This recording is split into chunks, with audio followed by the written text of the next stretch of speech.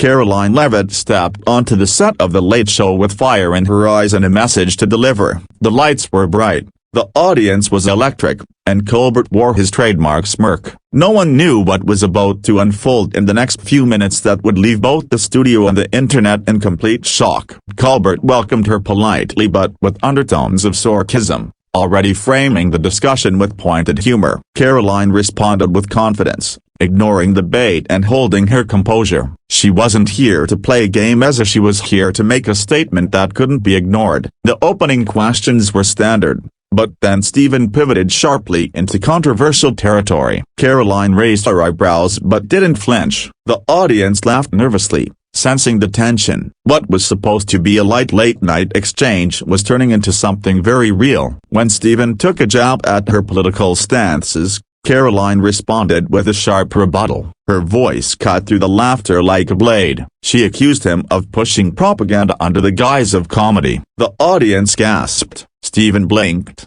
caught off guard. Colbert tried to pivot back to humor, but the damage was done. Karoline leaned in and listed specific moments where the media had misrepresented facts, calling out the hypocrisy live on air. She was firm, articulate, and not backing down an inch. The camera stayed locked on her face as producers in the control room scrambled. Stephen, usually cool and unshakable, began to fumble with his cue cards. This wasn't part of the plan. The studio felt colder, tenser. Something had clearly snapped. As the crowd watched in stunned silence, Karoline accused Colbert of ridiculing serious issues. She spoke not just for herself but for millions who felt unheard. Colbert's smile faded. The banter had shifted to battle, and he was losing ground. Trying to maintain control, Stephen attempted to mock her with a joke about policy. Karoline didn't even blink. She countered with statistics, delivering facts with precision. The tension escalated,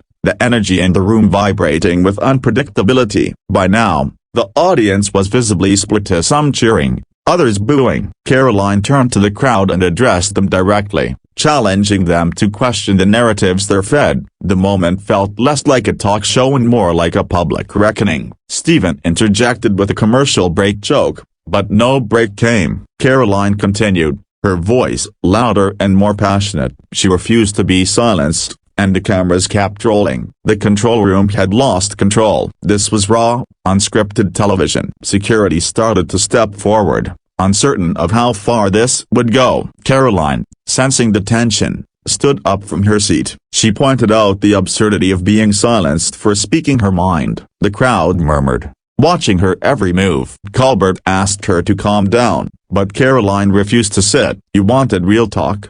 She said. Here it is. She walked toward the edge of the stage, microphone still clipped on, leaving stunned producers unsure of what to do next. Stephen's team finally cut to commercial, but not before Karoline shouted one final sentence that would become the most replayed moment of the night: you can laugh at truth, but you can't kill it. The audience erupted in a mix of applause and gasps. The feed ended abruptly, cutting to an ad in awkward silence. Backstage, chaos erupted. Karoline left the building without speaking to anyone. Paparazzi swarmed her, but she remained stone-faced, resolute. She had said her piece. Nothing more needed to be said. By morning, the clip had exploded online. Millions watched the confrontation, dissecting every word, every glance. Social media was ablaze. Hashtags like #Caroline Unfiltered and #ColbertClash trended worldwide. Everyone had an opinion. News outlets scrambled to cover the moment,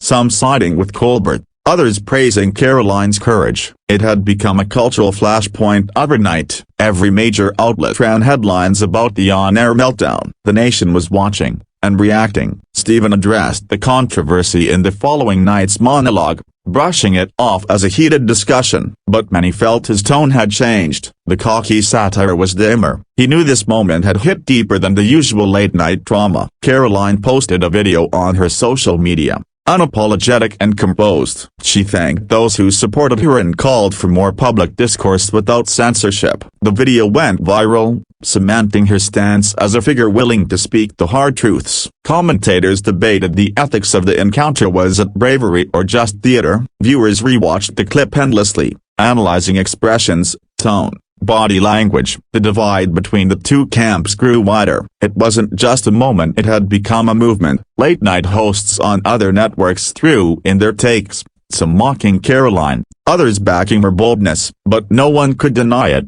She had changed the rules of the game. The carefully controlled space of late-night comedy had been punctured. Fans and critics flooded online forums, writing essays and creating memes. The moment became a cultural artifact, shared not just as entertainment but as a conversation starter. Karoline had entered the national stage in the loudest way possible. Behind the scenes, producers were reviewing policies. The network faced backlash both for airing and for attempting to silence her. Executives debated whether to rebook her or blacklist her entirely. The PR nightmare was just beginning. Meanwhile, Karoline was invited to other platforms, podcasts, and interviews. She continued speaking with the same fire she brought to Colbert's set. Her message had reached far beyond the stage. She had become a lightning rod for free expression. Though many disagreed with her views, few could deny her impact. She had spoken without a script, without fear, and in doing so,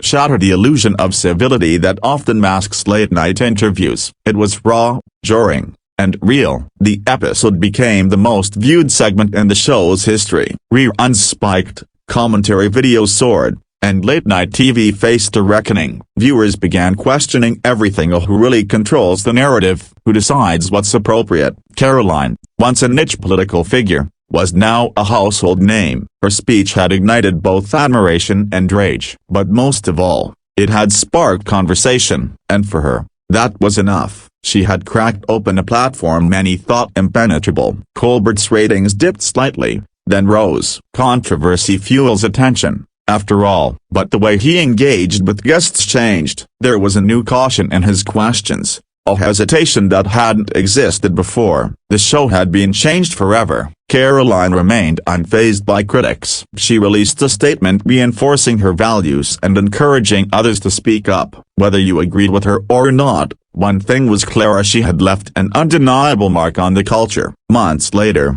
the moment still echoed. Clips still circled, think pieces still emerged. Karoline's name remained in headlines, her presence on talk shows requested. She had broken through the noise and made the world listen, even if only for a moment. And as the world moved on, one thing remained certain: what happened on that live stage would be remembered not for its controversy alone, but for the fact that someone dared to speak truth on a platform meant for laughs.